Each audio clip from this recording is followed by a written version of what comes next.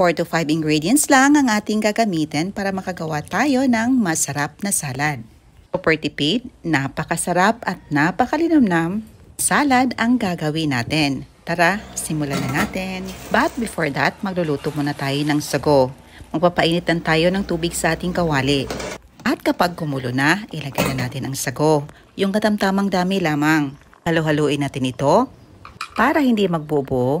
Takpan and lutuin for about 30 minutes. Katapos ng 30 minutes, i-turn off natin ang apoy at hayaan na natin ito na nakatakip sa loob ng 30 minutes. After 30 minutes, ito na, luto na ang ating sago. Tingnan na natin ang tubig nito at itabi para gagamitin natin mamaya. So meron tayo dito ang isang pirasong medium size na watermelon.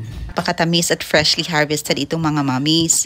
At dahil watermelon season ngayon at mura lang, ito na ang ating gagamitin. Gumamit lang ako dito ng kutsara pang scoop ng buko. Kalahati lang gagamitin natin dito. And ito na, after a few minutes, na-scoop na natin lahat. At ilagay na natin sa isang lagayan. Dahil napakadaming mangga at mura lang dito sa amin, gagamit din tayo dito ng hinog na mangga. Evergreen po ito mga mommies, napakatamis at napakalinamnam nito. At ito na, dinadice lang natin. Scoop lang natin ito gamit ang kutsara. Pagkatapos ilagay natin sa ating bowl. Mga 3 piraso lang na mangga ang ating ginamit. Siyempre, lagyan din natin yung ating nilutong sago. Around 3 to 4 cups ito. At meron din tayong isang latang cream densada. Para mas tipid at hindi na tayo dito bibili pa ng all-purpose cream. Since meron tayong tirang 3/4 of a can ng condensed milk, ilagay na natin para mas lalong sumarap. Malinanam ang ating salad.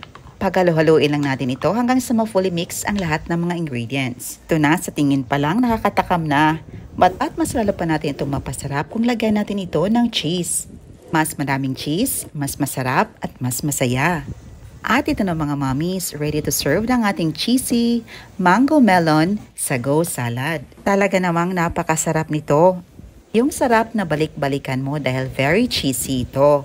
Ayan na po mga mommies, so subukan ang ating recipe. Thank you so much for watching. See you in my next vlog. God bless you all and stay safe.